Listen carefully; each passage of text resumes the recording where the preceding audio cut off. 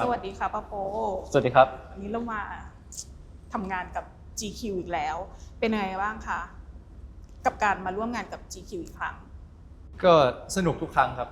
เพราะว่าเขาก็จะมีคอนเซปต์มีเรื่องราวต่างๆให้เล่าในแบบต่างๆอย่างเช่นวันนี้ก็มากับ PJ เราก็จะเล่าเรื่องราวกับ GQ ในแบบเครื่องประดับจะไม่ใช่แค่เสื้อผ้าแตกต่างไปจากครั้งอื่นๆที่ใช่เรามาเล่าเรื่องราวเกี่ยวกับแฟชั่นเครื่องประดับอะไรประมาณนี้ถามป้าโปหน่อยปีที่ผ่านมาเดินทางเยอะไหมคะเยอะมากๆครับจริงๆปีนี้ก็เดินทางเยอะมากครับเดินทางจนวนครบกลับไปที่เราเฝ้าใฝ่ฝันมานานที่อยากกลับไปคือนิวยอร์กเพราะก่อนที่จะกลับมาไทยอีกครั้งหนึ่งคือโปไปอยู่นิวยอร์กมาก่อนแล้วพอได้ทำงานจนวนกลับไปที่นิวยอร์กอีกครั้งมันก็เลยรู้สึกว่าภูมิใจแล้วก็ดีใจที่ได้กลับมาในวันที่เราโตขึ้นที่เรามีประสบการณ์มากขึ้นมีมุมมองโลกที่กว้างหลากหลายอะไรเงี้ยครับแล้วไปนิวยอร์กยังกลับไปซื้อส้มอีกไหมคะกลับไปซื้อส้ม มีรูปด้วยนะคือกลับไปซื้อส้มกลับไปที่เดิมๆที่เราไปกับคุณส้มแล้วก็แต่ความสถานที่มันเหมือนเดิมแต่คนที่มันเปลี่ยนไปมันคือเรา มันคือภายในของเรา เอาแค่สำหรับโปแล้วกันนะใช่ค่ะโปมองว่าแฟชั่นคือการเล่าเรื่องราวแล้วเราเล่าเรื่องราวจนมันเป็นอัตลักษณ์เพราะว่าสมมติถ้าพูดถึงแฟชั่นของโลกครับแฟชั่นวีคมันก็จะมีแบบซีซั่นต่างๆ Winter Summer Fall อะไรพวกนี้แปลว่าในแต่ละซีซั่นเขาจะเล่าเรื่องราวแบบไหนจนมันเกิดอัตลักษณ์ในซีซั่นนั้นๆเกิดขึ้นเข้าใจโลกมากขึ้นครับจริงๆไม่ได้เปลี่ยนหรอกครับจริงๆทำให้เราได้เห็นความจริงชัดขึ้นได้เห็นโลกกว้างขึ้นว่าจากที่เราโตมาในหัวหินเดินทางมากรุงเทพได้ทำงานกับคนในกรุงเทพทำงานกับที่ต่างๆมันทำให้เรารู้สึกว่าเฮ้ยความตั้งใจของเขาความมุ่งมั่นของเขาหรือการทำงานของเขาเขาก็เต็มที่แหละแต่พอเราไประดับโลกมากขึ้นมันทำให้เห็นว่าโลกมันกว้างนะงั้นมุมมองการที่เขามองคนมันไม่ได้มองแค่ในแค่ประเทศเขาละเขามองทั่วโลกว่าคนทั่วโลกมองยังไงเป็นยังไงบ้างงั้นคือการวางแผนการวางรูปแบบให้มันเกิดชิ้นงานชิ้นหนึ่งขึ้น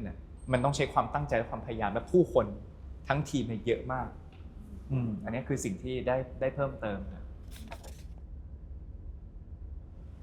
เพราะว่าทุกงานที่ทำครับรวมถึงการไปโชว์การไปทำอะไรที่ต่างประเทศเนี่ยโป๊คิดแบบเดียวกันหมดเลยว่าเรามาทำอะไรแล้วเราทำเพื่ออะไรแล้วสิ่งที่แบรนด์หรืองานที่เราทำเขาต้องการอะไรแล้วก็เอามารวมกันทั้งความเป็นตัวตนเราแล้วก็เป้าหมายของที่เราทำงานด้วยอย่างนี้เขาเรียกว่าอาโปต้องคราฟงานก่อนไหมคะจริงๆครับทุกงานครับว่าตัวเราต้องการอะไรและทางผู้บริโภคต้องการอะไรลูกค้าต้องการอะไรเพื่อที่เราแบบว่าจะส่งสารออกไปให้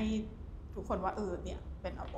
แบบว่ามันจะเป็นการผสมผสานระหว่างที่เราทำงานกับตัวเราว่าจริงๆแล้วมุมมองความชอบเราเป็นยังไงแล้วที่เขาทำงานเขามีไลฟ์สไตล์หรือว่าภาพลักษณ์เขาเป็นยังไงแล้วเราเอามาเบลนด์กันแล้วก็ถ่ายทอดออกมา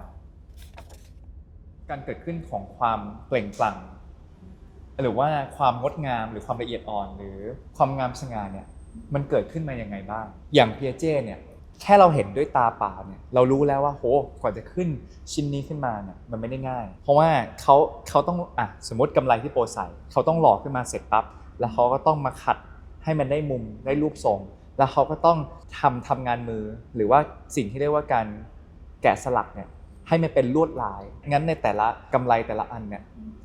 มันมีความแตกต่างกันซึ่งสิ่งพวกนี้เขาเรียกว่าความละเอียดอ่อนความงดงามมันคือการเล่าเรื่องราวประวัติศาสตร์ของเปียเจ้ขึ้นมามันเหมือนแบบเราได้ใส่ตำนานของเขาในวันนี้ก็เป็นเหมือนความภาคภูมิใจครับโปรู้สึกว่ามันเหมือนเป็นการบอกกับตัวเองว่าสิ่งที่โปชอบมันเอามาทำเป็นอาชีพได้นะก็ภูมิใจที่ได้รางวัลนี้ครับก็เห็นอโปที่โตขึ้นแล้วเห็นอโปในมุมที่หลากหลายมากขึ้นในบทต่างๆหรือหน้าที่ต่างๆที่โปได้รับมันทำให้โปได้ค้นหามุมต่างๆของตัวเองเพิ่มเติมว่าเฮ้ยเรา ได้รับประสบการณ์หนึ่งมาของตัวละครไม่ว่าจะเป็นตัวละครที่โปรรับหรือว่าเป็นตัวละครที่โปรได้ทำเสื้อผ้าให้เขามันทำให้โปรได้มีมุมมองต่างๆเพราะว่าการทำสมมติคาแรคเตอร์ที่โปรได้รับใช่ไหมโปรต้องไปศึกษาว่าแบ็กกราวด์ตอนเด็กเป็นไงตัวละครที่โปรทำเสื้อผ้าให้เขาเช่นกันโปรก็ต้องไปศึกษาว่าตัวละครนั้นน่ะเขามีแบ็กกราวด์ยังไงมันส่งผลต่อการแต่งตัวของเขาด้วยเหมือนกันอะไรเงี้ยคือคิดว่าประสบการณ์พวกนี้มันเป็นการทำให้เห็นว่า